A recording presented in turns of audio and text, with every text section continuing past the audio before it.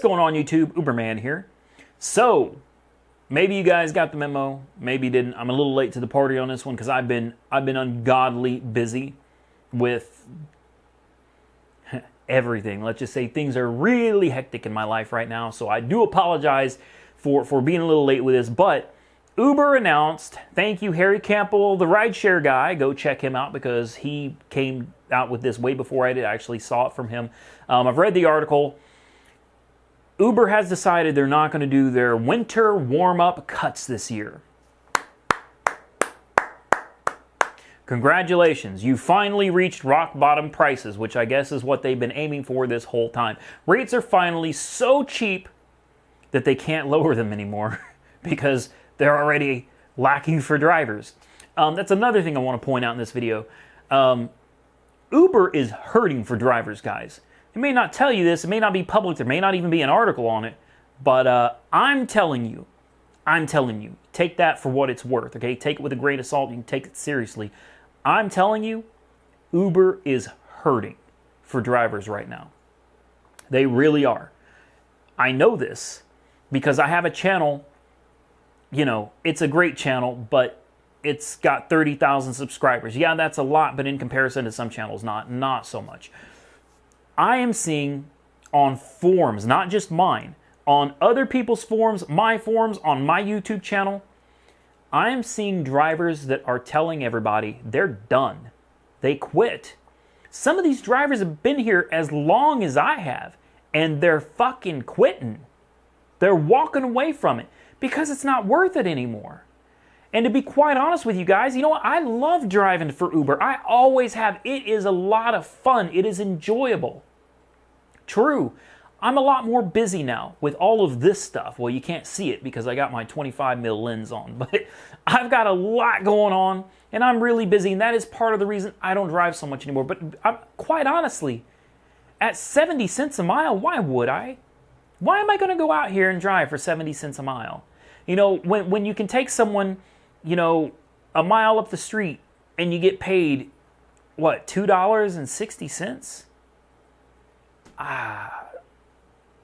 I will say this. I still love driving for Uber, and I'm still thankful for the opportunities that Uber afforded me. You know, I feel like I came up with this idea, I created it, that's all fine, good, and great. But the truth is, if Uber wasn't here, then I would have never come up with the idea. The idea for this channel and the way I make my living now wouldn't be here today. So I'm still very thankful to Uber for that. I'm never going to forget that. But you know, at the same time, I'm not going to regularly go out and drive for 70 cents a mile. I don't recommend you do either. I talk to a lot of people with families, a lot of people that have kids that are trying to make a car payment. They're on the verge of losing their asses. And, you know, I feel for them. I do. Some people put everything they had into this, hoping that this would be a career, and they got screwed. Now, some people, I understand both sides of the scenario here. One is, you shouldn't have put your money into something that you didn't know anything about. I understand that. I do. And I agree. I agree. You shouldn't have put your family's livelihood at stake for something as new and volatile as the rideshare industry. At the same time, I hear from these people, I didn't know what else to do. I was just laid off. It's been happening a lot, guys. Companies are closing down. I lost my job. I lost my 401k. The bank stole my money. Wells Fargo.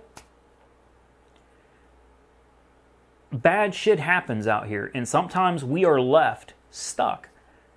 Just because we lose our income doesn't mean we lose our bills. We still have to pay them or we end up on the streets. So I understand maybe you shouldn't have invested in Uber. But at the same time, when you're sitting there with no income and you don't know what to do and prospects are slim to none, and you see this opportunity come up, what else are you going to do? I understand that. I do. I understand both sides. I'm very open-minded, and I do see both perspectives. You can still make money with Uber. Yeah, a lot of people do it. A lot of people do it. But I truly believe from what I'm hearing and what I'm seeing for myself that more people are not making money than they are actually making good money with Uber. I hope that'll change. I don't foresee it changing, but I hope it does. Surge pricing is great. Uber and their boost pricing is great, and benefits for drivers that have been there a while, or whatever the case may be. That's pretty good too. Uber has a lot of incentives that you can definitely profit off of if you're smart about it. But the truth is, I think just for the majority of people, it's not worth it. And people are really starting to see this now. And Uber's losing drivers by the ton.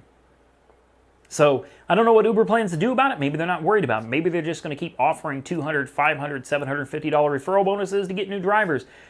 But man, at some point, I feel like this is gonna dry up. I'm really worried that Uber created this bubble. And because of the way they're managing business, or mismanaging their contractors, they're going to burst their own bubble. They could be their own worst enemy at this point. For those of you that are still out there making good money, doing decent, working the surges, like I've been telling everybody to, working the system the smart way, and being able to stay profitable, thumbs up, congratulations, man. I do the same thing. I will be out doing some live streams again soon. I'm not going to promise this weekend, but I am going to get back to that once I've almost got everything situated and settled down around here. And I'll be going back to doing my live streams on the weekends. It is fun. I do enjoy it, and I love making surge money. So stay tuned for that, guys. As always, like, comment, subscribe. Be safe out there, and Uber on.